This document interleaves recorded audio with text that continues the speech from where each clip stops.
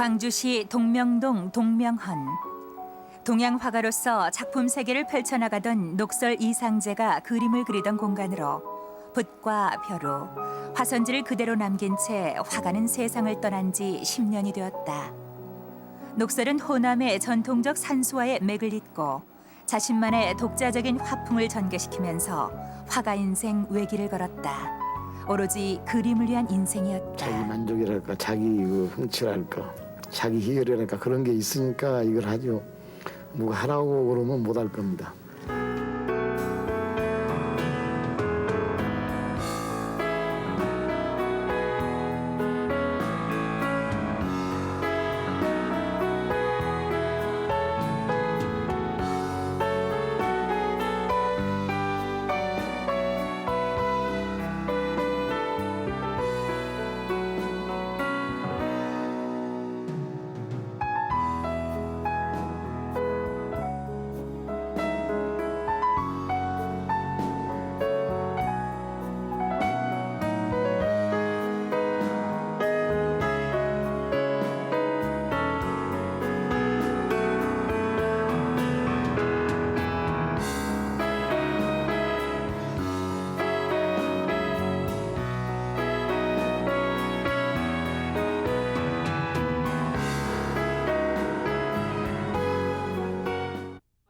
둘, 셋.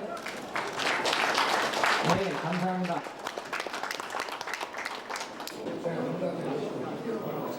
지난 4월 2일 광주 신세계 갤러리에서는 녹설 이상재 탁의 10주기 추모전이 있었다.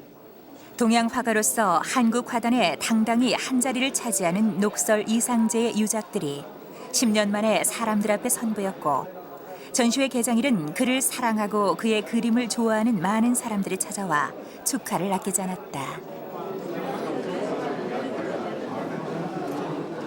여기 오신 여러분들은 누구나 다 녹설 그림을 좋아하고 또 녹설을 사랑하시는 줄 그렇게 짐작하고 있습니다. 저도 생전에 참 오랜 기간 동안 가족들, 친구들, 제자들, 많은 시간을 녹설과 함께했던 사람들은 다시 한번 그를 기억하는 시간이었다.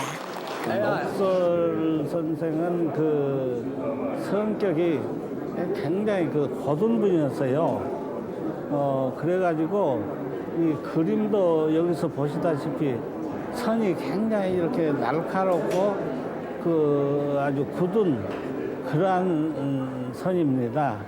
그러한 선에다가 부드러운 이렇게 다묵이랄지 선념, 농담 이런 것으로 풀어가지고 이렇게 부드럽게 만드는 그러한 그림으로 이렇게 자꾸 변했죠. 벌써 10분이 되니 참 엊그저께 돌아가신 것 같네요. 항상 가시 없어요. 선생님께서 꾸밈이 없이 그냥 자연 그대로 보는 그대로 있는 그대로만 보여주려고 애쓰는 분이거든요. 그림을 배우기 전에 인격이 수양이 돼야 한다고 그런 말씀을 하시고, 항상 몸가짐을 바르게 하고 자기 마음을 올바르게 가지라고 말씀하셨으며, 녹설 이상재는 1951년 붓을 잡기 시작해 대한민국 미술전람회에 총 24번을 참가해 20번의 입선과 2번의 특선으로 우리나라에서 가장 많은 참가와 입선 기록을 가지고 있다. 정통 남화를 계승하고 아담한 남도의 산수를 담아내면서 자신만의 작품 세계를 펼쳐나가던 녹설 이상재. 올곧은 작가 정신으로 그는 오로지 그림을 위한 삶을 살았다.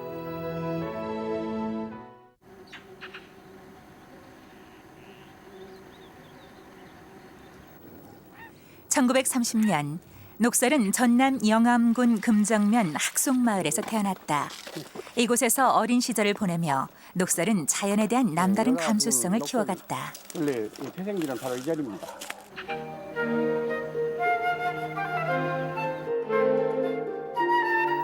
녹설의 종가는 전북 임실의 전통적인 선비 가문으로 엄격한 집안이었다. 그러나 일제시대 독립운동을 하던 할아버지가 처가인 영암으로 피신을 하면서 녹설은 영암에서 자라게 된 것이다. 조용한 성격에 어려서부터 글 쓰는 것을 좋아하고 아동문학을 두루 읽었던 녹설은 학교 공부에서 줄곧 1등을 놓치지 않았고 3, 4학년 때부터는 교내 미술실기 대회에서 상장을 휩쓸며 그림에 대한 남다른 재능을 보였다. 어려서 녹설은 조용하고 또 부모 속을 썩인 일이 없고 지가 하고자 하는 일은 항상 고집이 세서 꼭 그걸 이루고야 말았고 또 초등학교 시절의 성적은 1학년부터 6학년까지 우등생이었습니다. 또 친구들과 그 사교도 참 좋았고 아주 여러모로 제 아우를 칭찬해서가 아니라 참 모범적이었습니다.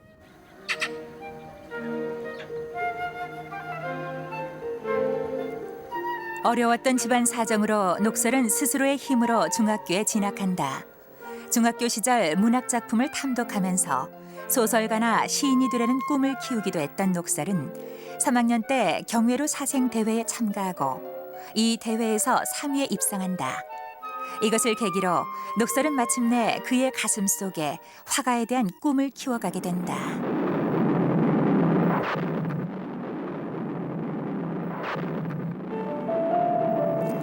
6.25가 일어나고 민족 상전의 비극 앞에 녹설은 세상에 대한 깊은 비관에 빠지고 만다. 이 무렵 가족과 함께 광주로 옮겨와 생활하면서 쓴 그의 일기에는 전쟁에 대한 깊은 회의가 담겨 있다. 같은 민족끼리 서로 죽고 죽이는 참담한 현실에서 벗어나고 싶어 녹설은 점점 그림의 세계로 빠져들게 된다. 6.25가 나가지고 소위 그 사회는 혼란하고 뭐 태피적인 사회고 뭐 자연이 아마 좀 그 염세 같은 게 아마 느껴졌을 거예요. 그래서 에이 이거 뭐 숨어서 그림이나 그려야 되겠다 그렇게 생각을 해서 이제 그 수복후에 51년도쯤 될 거예요. 그 의제 선생님을 찾아가서 이제 묵화를 배우기 시작을 했죠.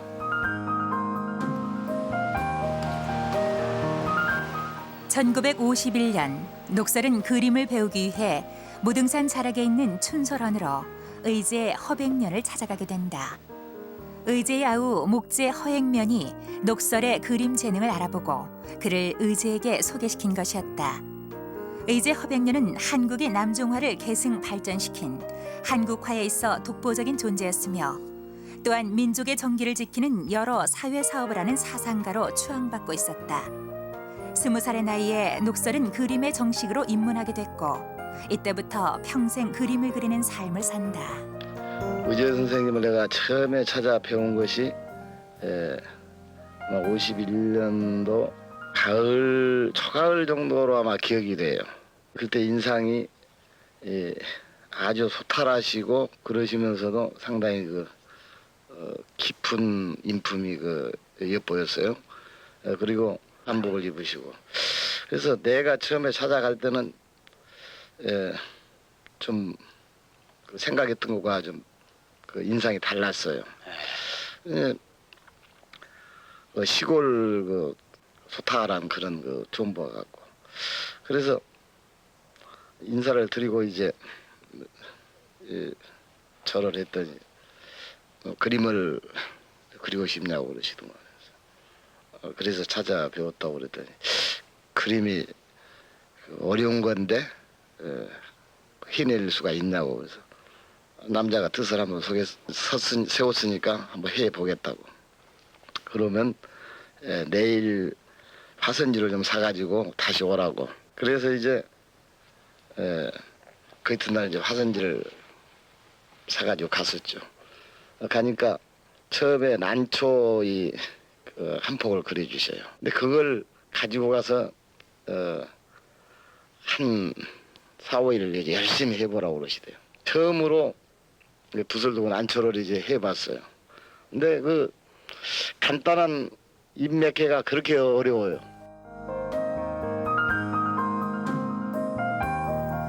녹설은 의제의 문화에서 사군자를 배우며 착실하게 그림의 기초를 다져나갔다. 또한 그림뿐만 아니라 의제의 훌륭한 인품에도 많은 영향을 받는다.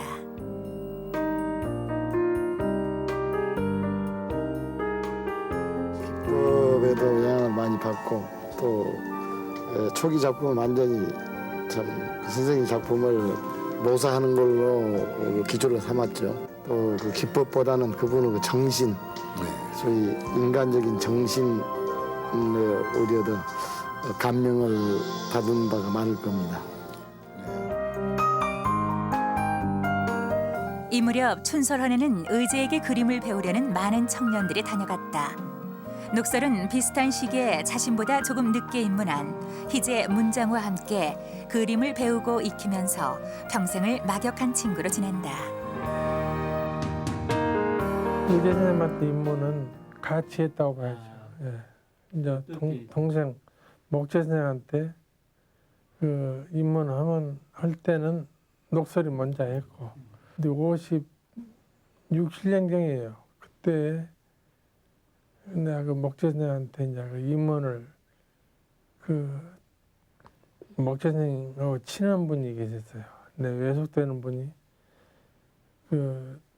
계셨는데 그분이 나를 소개했죠. 우리 내 조카가 그림 재주가 있으니까 좀 가르쳐더라고 그래가지고 목재한테 입문했는데 그때 입문해서 보니까 녹설이 공부를 그때 하고 있었어요. 좀 가르쳐더라고 그래가지고 목재한테 입문했는데 그때 입문해서 보니까 녹설이 공부를 그때 하고 있었어요.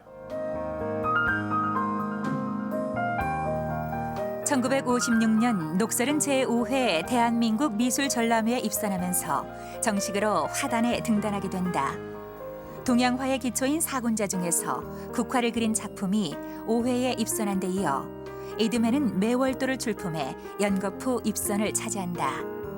이때부터 녹설은 한 해도 거르지 않고 작품을 출품해 매년 입선하게 된다. 4, 5년을 사군자만 연습하고 그 뒤에 산수화를 시작한 그의 차분함으로 이 시기에는 스승의 그림을 모작하면서 그림의 기초를 터득하는 데 주력했다. 녹설이 나보다 먼저 출품을 해서 입선을 했고 나는 그해 녹설은 사군자를 출품했는데 명화를 출품했어요. 그래서 사군자로 입선하고 그래서 이제 녹설은 그 국전 입선 작가로 쭉 저기를 했고 나는 낙선 작가가 되고 그랬었어요.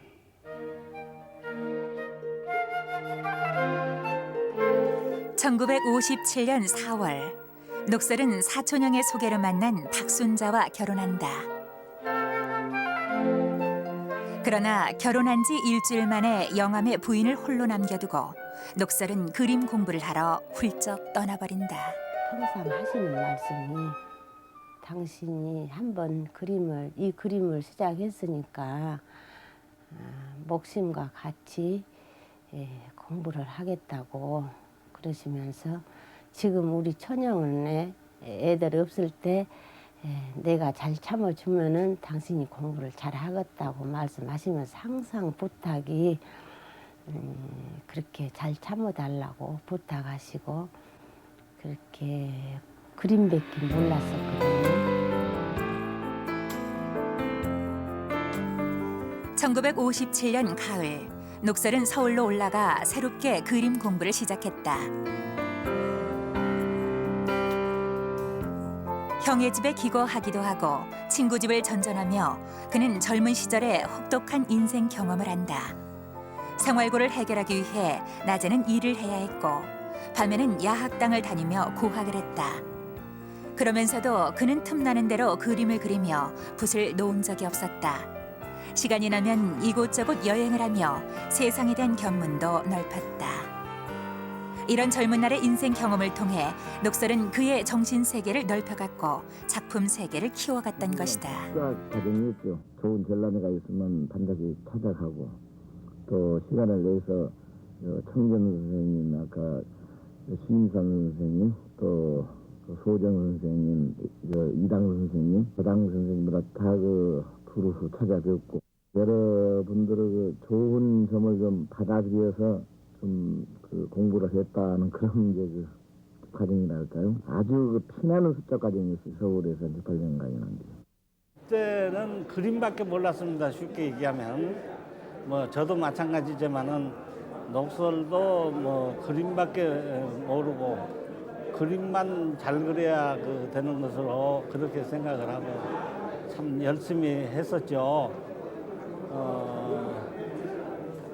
그때 녹설도 아마 결혼을 하고 그러고 서울에 와서 있었는데 아마 1년에 한 번이나 내려갔던가 나 그건 모르겠어요. 그러면서 한 6년 정도나 됐던가 뭐 그런 정도를 집에 한 번도 내려가지 않는 그러한 상태에서 지냈어요. 서울에서 생활하면서 녹설은 꾸준히 작품 활동을 해 해마다 대한민국 미술 전람회에 출품했다. 의제에게 배운 미점 산수를 바탕으로 부드럽고 유연하면서도 강한 필선을 구사하면서 개성이 뚜렷한 그만의 독창적인 작품 세계를 만들어가고 있었다. 고법에 충실하면서도 생생한 현장 스케치를 통해 그림의 바탕을 다지면서 우리나라의 아름다움을 표현해낸 것이다.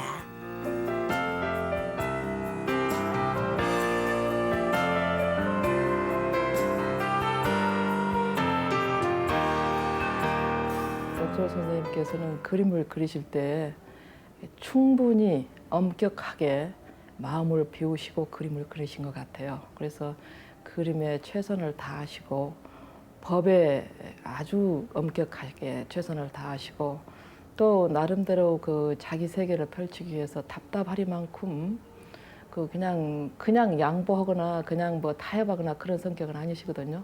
그래서 그림 그리실 때도 아주 엄격하게 법에 따르시면서 나름대로 독창적인 세계를 펼쳐 나가시는 분으로 기억하고 있습니다. 열이 들어갖고 여기를 분명히 낀지 차 뿌려갖고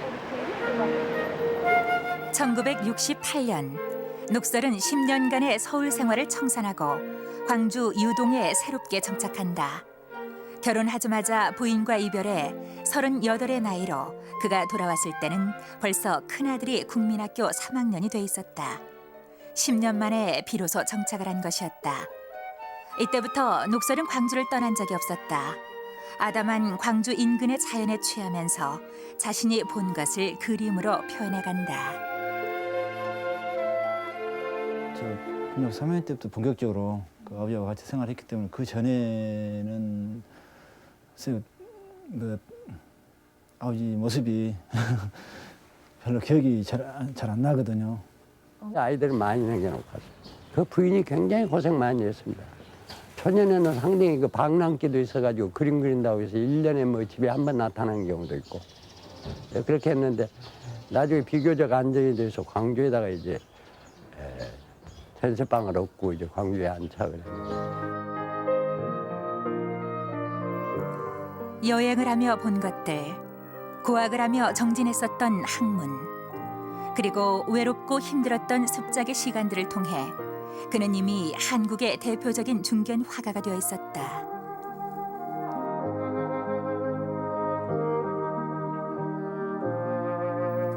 (1970년) 제19회 대한민국 미술 전람회에 출품한 전통 산수화인 고기 특선을 받으면서 그는 더욱 열심히 그림을 그리는데 특선 작품 고개는 그의 그림의 특성이 잘 나타나 있다.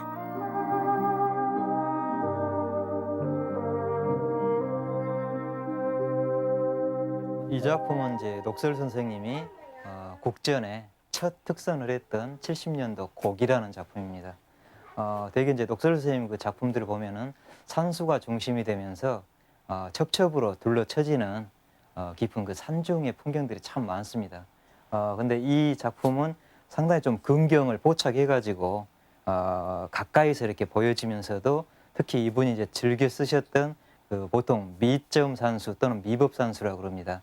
마치 이렇게 점을 찍듯이 먹의 농담을 계속 더 쌓아가면서 살의 어떤 그 두툼한 맛 같은 거를 잡아주는 그런 것들이 이제 두드러지고요. 또 이제 대개 이제 그 작품에서 상당히 어떤 그 뼈대 같은 거 이런 골이 튼튼해 보이는 그런 특성들이 보이는데 이 작품도 마찬가지로 그 두툼한 살 속에서 산맥의 어떤 그 뼈대 같은 것들이 굳건하게 흐르고 있는 이런 특징들을 보여주죠.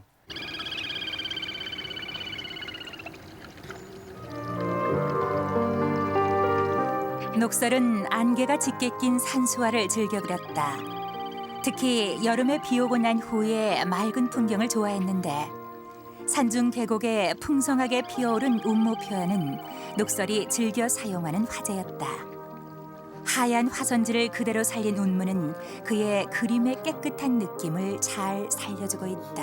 안개를 안 그리고도 뭐 구름을 안 그리고도 그 그림을 완성을 합니다만은 되게 산이라든가 바위가 강하니까 그 좀 부드럽게 해준 경우도 있고 또 우리 산야에 흔히 나가면은 그 안개가 많이 끼죠. 구름이 많이 끼죠. 그래서 그것이 훨씬 그 깊숙한 그 유연한 맛을 주고 그래서 그걸 많이 안개를 그립니다.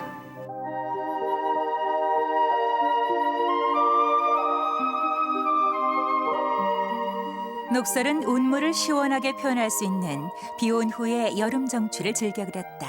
주로 산수를 그렸지만 그 하경을 즐겨 그리셨던 것 같아요. 근데 하경을 그리는 거는 그 녹색도 좋지만은 그 운무의 변화가 변화무쌍해서 화가들한테는 아주 그 흥미를 끄는 그런 그 풍경이 많이 전개가 되는 것이 여름이죠. 그래서 녹설 선생님께서도 여름 풍경을 참 즐겨서 그리셨던 것 같아요. 녹설은 고집스럽게 고법을 따랐다. 옛날의 화법을 그대로 되살려 그림 속에 자신의 이상을 담은 것이다. 녹설은 고법을 준수하는 속에서 자신의 상상력을 마음껏 펼쳤던 것이다. 초기에는 사생을 많이 하죠. 수작기에 사생을 많이 해서 그걸 이제 재구성해서 이제 그림을 만들고요. 그림을 그리고 어느 시기에 가면은 결국 자기 이상을 그리는 거 아닐까요? 어느 시기에 가면은 사실 실경보다는 자기가 이상하는 그런 아마 저걸 많이 아마 그리게 되고 또 그게 더 흥미랄까 뭐 그런 게 더 있는 것 같습니다.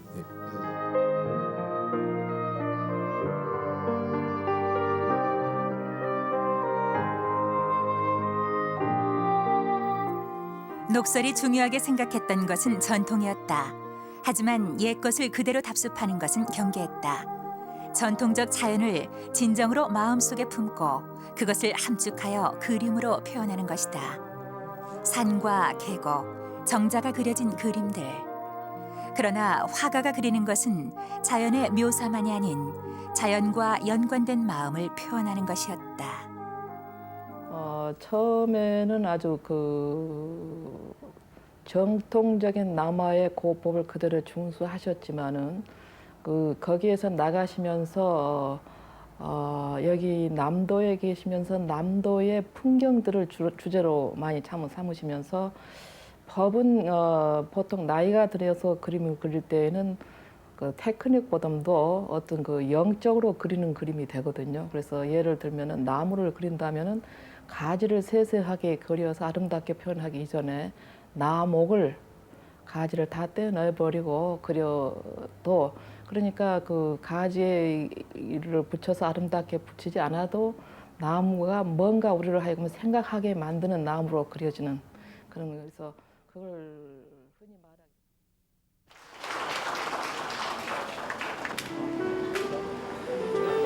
말하기. 1999년 4월 1일 남도 예술회관에서 열렸던 제42회 연진회원전. 연진회원전은 호남의 중견 작가들의 정기적 전시회 중의 하나로 연진회는 의제 허백년이 남종화의 맥을 잇기 위해 창립한 모임으로 전통적 한국화를 계승 발전시키면서 남도 화단의 발전에 큰 영향을 주고 있다.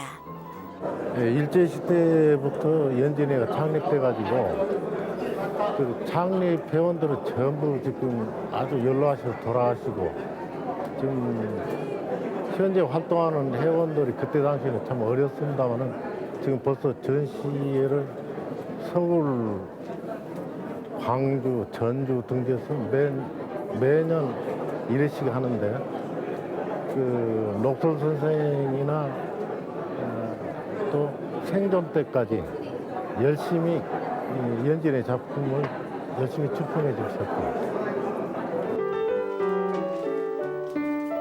의제의 제자였던 녹설은 자연스레 연진 효원이 되면서 꾸준한 작품 활동을 했다.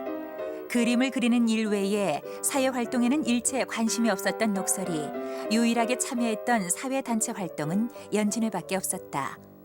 녹설은 해마다 그림을 출품하면서 누구보다도 연진회 활동에 적극적으로 참여했다.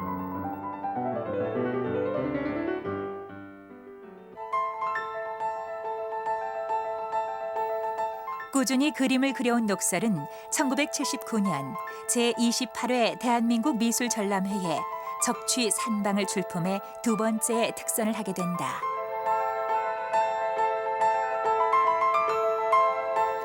녹설은 오로지 그림을 위한 삶을 살았다. 1951년 그림을 시작한 이후로 고집스럽게 화가의 길을 걸어온 그는 계속되는 입선과 두 번의 특선으로 1980년 대한민국 미술전람회의 추천작가로 초대돼 그 해의 작품 취장을 1981년에는 하산 6월을 출품했다. 그리고 녹설은 이 작품들을 전후로 자신의 그림 세계에 새로운 시도를 하게 된다. 국전에서 추천작가가 되고 난 이후 79년도 이후가 되게 50대에 해당이 됩니다. 근데 이제 이분이 그때부터는 되게 평원산수 옆으로 넓게 화폭이 전개가 되면서 가령 이제 수면 공간, 강이랄지 바다가 널찍하게 들어가고 또 야트막한 산들이 가쪽으로 이렇게 둘러서는, 그러면서도 거기에 이제 가령 그 전원 풍경, 들녘 같은 거나 또는 그 어부들이 고기 잡는 모습 같은 게 이제 들어가게 되죠. 그러니까 그 전에 상당히 그 깊은 산중 같은 그림, 산수들에 비하면은 오히려 어떻게 보면은 생활 가까이로 다가서는, 그리고 그림의 어떤 웅장함이랄지 규모보다는 인간미랄지 어떤 따스함을 느낄 수 있는 그런 식의 그림으로 변모된다고 볼 수가 있죠. 부드러운 산등성이, 여유로운 물고기, 아담한 남도의 정취에 흠뻑 취해 있던 녹설은 이때부터 그의 작품 세계에 소박한 남도의 자연을 담아내게 된다. 고법을 충실히 따라 크고 웅장한 산맥을 그리던 그림에서 우리 주변의 소박한 생활 정서를 표현한 잔잔한 그림들을 그리게 된 것이다. 원래 그림을 시작한 동기가 소위 자기 참 희열해서 시작한 거기 때문에 뭐 어디 있어서 그림을 그리나 내가 그리고 싶을 때 그리고 싶은 그림을 그리면은 그게 좋은 일 아닙니까요?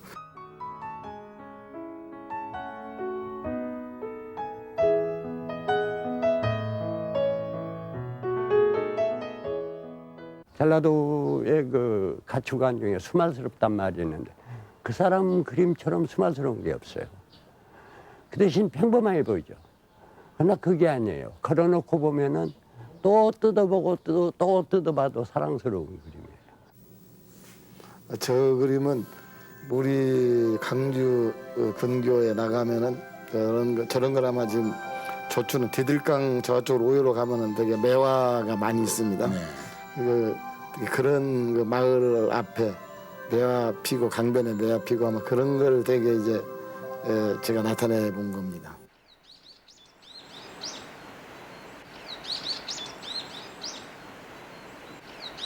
저 그림은 그 강주 근교 흔히 나가면은 되게 그 논밭하고 또 농가가 있죠. 뭐 그 뒤에 여름에 그 비도 묻어 있고 그 구름 안개도 끼고 그런 걸 한번 그려본 겁니다.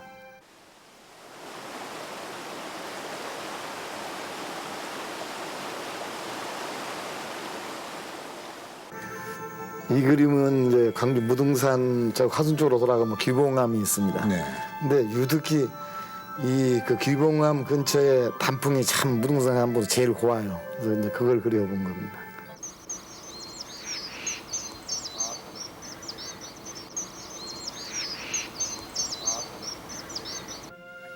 여기는 이제 설강입니다. 설이 되게 교회에 나가면은 뭐 되게 그 방죽도 많이 있지 않습니까? 그 눈이 쌓이고 또 외롭게 그 초가 맺혀 있고 그런 걸 그린 겁니다.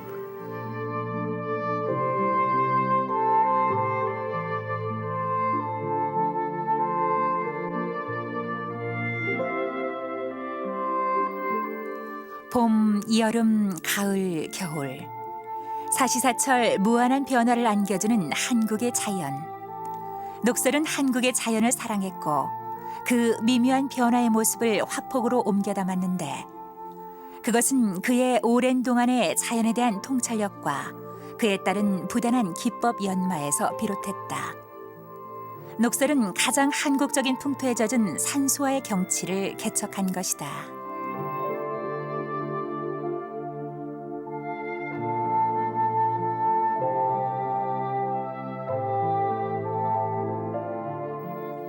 녹설은 후진들을 양성하는 데도 게을리하지 않았다. 연진 미술원에서 제자들을 기르고 1981년 목포대 강의를 시작으로 호남대와 전남대에서 강의를 했다. 자신이 배우고 깨달은 만큼의 화법과 화론을 제자들에게 가르치며 녹설이 강조한 것은 그림을 그리는 기술이 아닌 그림을 그리는 정신이었다.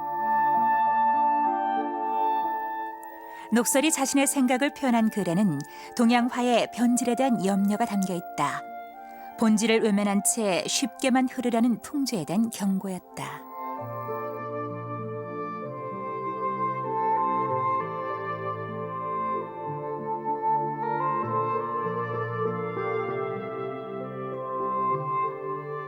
그래도 작업에 임하는 이런 부분들 특별히 많은 간섭을 또 하시지 않으시고 그 스스로 알아서들 이제 하는 어떤 그런 작업들인데 선생님은 그 어떤 그 특별하게 너무 이렇게 너무 감각적으로 흐르는 부분들에 대해서 조금 그런 부분만 좀 주의를 이렇게 한 번씩 주시고 그 나머지 부분들은 그 작업 그냥 하게끔 학생들한테 그냥 하게끔 이렇게 놔뒀던 걸로 그렇게 생각됩니다. 그 선생님 평상시 말씀하신 대로 그 그림이라고 하는 것은 자기 자신 그 화가로서 그 다소간 그 생활에 어려움이 있더라도 화가로서 자기 할실을 가지고 녹차 향기에서 자기 정신적으로 그것을 계속 진행해 가는 것이 그것이 가장 중요하다는 거예요. 어려움이 많을 것이라고 그렇게 말씀하시더만요. 근데 당신은 꼭 그러셨고 저도 그걸 한번 그대로 모방하려고 많이 생각해 봅니다. 아름다운 한국의 산하.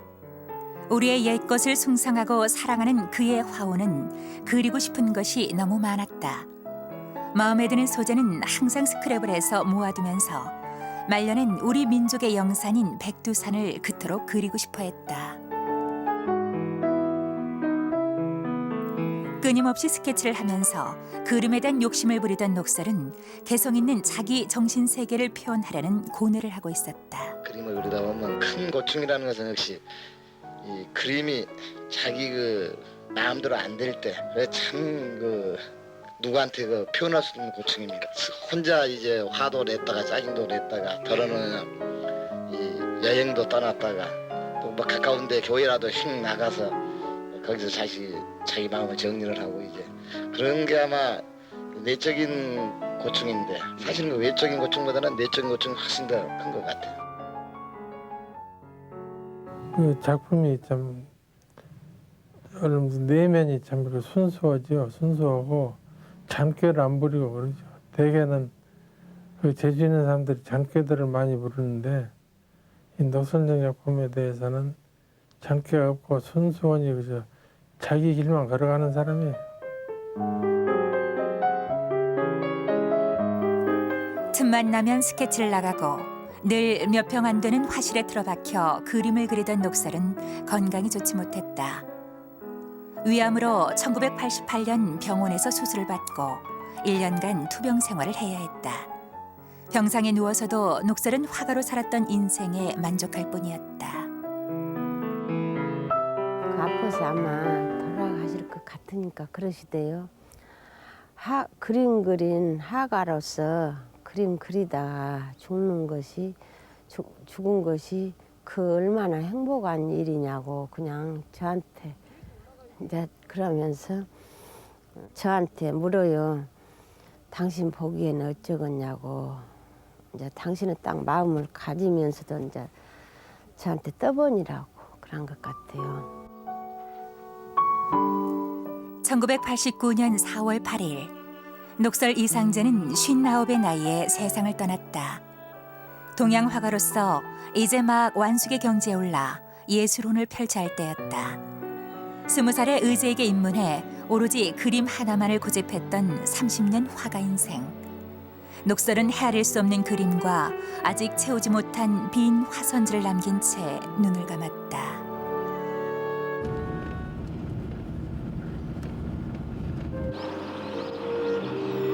광주 시립공원 묘지.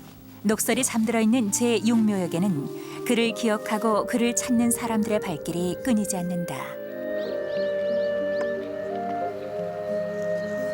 녹설이 떠난 지 이제 10년. 그는 세상을 떠났지만 그의 강인하고 덕스러운 인품과 그림은 여전히 살아있다. 본인 자신이 그렇게 부지런하시고 근면하고 성실하셨기 때문에 꼭 근면하고 성실하고 노력하라는 꼭 이제 그렇게 강조하셨거든요. 벽장 속에 있던 녹설의 그림이 10년 만에 세상 바람을 쏘이게 됐다. 전시회를 위해 10년간의 침묵을 깬 것이다. 작품 몇 년 만에 잘 있다 나오냐. 그것이 그리 급하고 바쁘셨어. 작고 작가의 생애를 조명하고 화단의 흐름을 조명하는 사업을 신세계 미술관에서 기획해 첫 번째로 녹설 화백이 선정된 것이었다. 올해로 녹설 이상재가 세상을 떠난 지 10년이 되는 것에 맞춰 그의 유작들을 모아 전시회를 마련한 것이다. 행방이 묘연한 그림들을 찾지 못해 아쉽지만 여기저기 흩어져 있던 그림들을 한 곳에 모아 유작전을 하는 것만으로도 이번 전시회는 의미가 깊었다. 그림을 다시 꺼내서 보니 그때 그 그림을 어이 놓고 10년간을 계셨나 싶으면서 다시 돌아오신 길만 있다면은 다시 돌아오시면 얼마나 좋겠냐 싶은 생각이 들고요. 청아하고 그 선비답게 사셨던 분으로 기억되고 있습니다. 근데 보통 우리가 그렇게 청아하고 선비스럽게 사시는 분들을 학처럼 사신 분이라고 말하지요. 근데 녹선 선생님이야말로 진짜 그 학처럼 사셨다가 가셨던 분 같아요. 단 한 가지는 학은 그 1000년을 산다고 하는데 녹선 선생님은 그렇게 살지는 않으셨죠. 그래서 조금 빨리 가셨던 그 아쉬움을 남겨주는 선배님이십니다. 녹설은 참 기교 작가라기보다는 하나 혼의 작가예요. 그림을 보면 그 사람 인품이 그대로 나타나요.